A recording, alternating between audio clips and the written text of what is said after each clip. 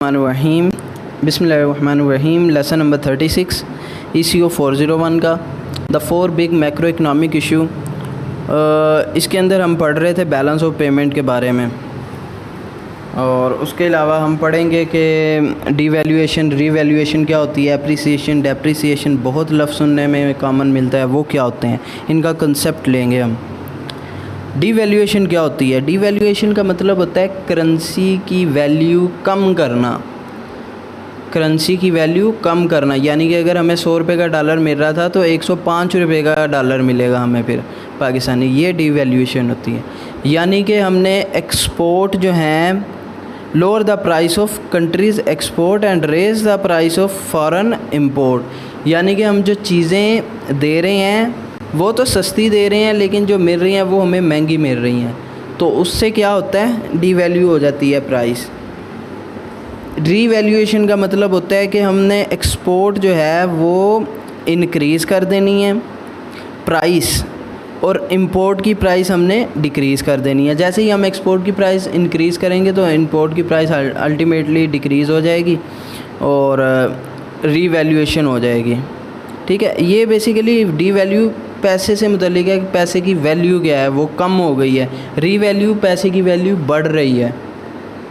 Appreciation का मतलब क्या होता है? द मोर और less permanent increase in value of price. Appreciation का मतलब होता है कि कम या ज़्यादा जो पैसे की वैल्यू बढ़ जाती है वो एप्रिसिएशन होती है। जैसे कि 100 रुपये का डॉलर मिल रहा था, अब हमें 95 रुपये का मिले तो एप्रिसिएशन होगी। ठीक है, वैल्यू बढ़ गई, हमारे पैसे की वैल्यू बढ़ गई है, जिसकी वजह से हमें सस्ते में वो जो है डॉलर मिल गया है। डेप्रिसिएशन का मतलब ये होता है कि जहाँ 100 से हम 95 पे गया, एप्रिसिएशन आई।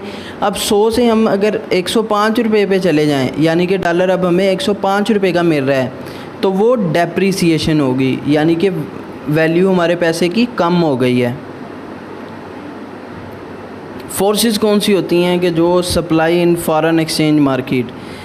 फोर्सेस होती हैं कि जो फॉरेन एक्सचेंज मार्केट के अंदर किसी भी करेंसी को सर्कुलेट करवाती हैं, वो कौन सी होती हैं वो पढ़ते हैं। इसके अंदर हमने 3-4 चीज़ें देखनी है। अगर सपोज़ करें हम डॉलर को लें, US डॉलर को, तो फिर जो पाकिस्तानी US डॉलर की कैसे ट्रांजैक्शन बढ़ेगी, ट्रांजैक्शन बढ़ने की या उसकी वैल्यू कैसे बढ़ेगी, उसकी वैल्यू 3-4 चीज़ों से बढ़ सकती है। नंबर 1 ये पेपर में आता है, लाजमी आता है, आप इसको गौर से सुनिएगा कि पाकिस्तानी इंपोर्ट्स टू US, यानी कि पाकिस्तान जो है वो अमेरिकन चीज़ें ज़्यादा ख़रीदना शुरू कर दे। ठीक है, Pakistani travellers travelling to the US, यानी कि पाकिस्तान के लोग वो US की तरफ ज़्यादा जाएं, US ज़्यादा जाएं।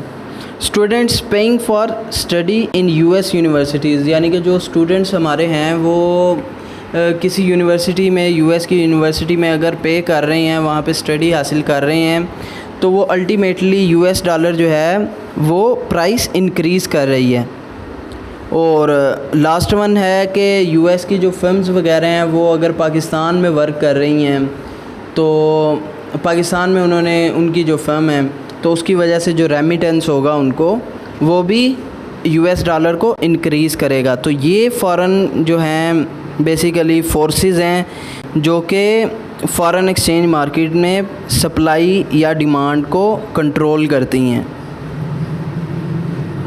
Equilibrium in the market of foreign exchange. Equilibrium in the market of foreign exchange occur at the point of intersection of the supply and demand curve. Right? BOP terminologies. This is well the positive and negative balance. BOP is zero external balances. ठीक है, अब supply curve जो है वो rightward और लेफ़्टवर्ड shift कैसे होगा, equilibrium कैसे आएगा अब किसी भी करेंसी में। अब सपोज़ करें कि पाकिस्तान की करेंसी बहुत हाई हो रही है। इसकी हाई होने की 2 वजूहात हैं। एक तो ये है कि उसकी जो डिमांड है वो बहुत बढ़ गई है। डिमांड बढ़ जाए तो अल्टीमेटली जो उसकी प्राइसेस हैं वो बहुत हाई हो जाती हैं। तो एक्विलिब्रियम में लाने के लिए सप्लाई भी ज़्यादा करनी पड़ेगी। जैसे ही सप्लाई ज़्यादा करेंगे तो वो प्राइस अल्टीमेटली थोड़ी सी डाउन हो जाएगी और सबको मुयस्सर होगा। तो डिमांड एंड सप्लाई जो सेकंड या थर्ड चैप्टर है, अगर आप सिर्फ उसको पढ़ लें, उसको सुन लें, तो आपको ये कंप्लीट कंसेप्ट जो है वो क्लियर हो जाएगा कि किस तरह एक्विलिब्रियम मार्केट के अंदर आता है। फॉरेन एक्सचेंज में भी सेम उसी तरह कि डिमांड बढ़ेगी, सप्लाई को भी बढ़ा देंगे, अगर सप्लाई बढ़ रही है तो डिमांड को बढ़ा देंगे, वाइस वर्सा जो भी है।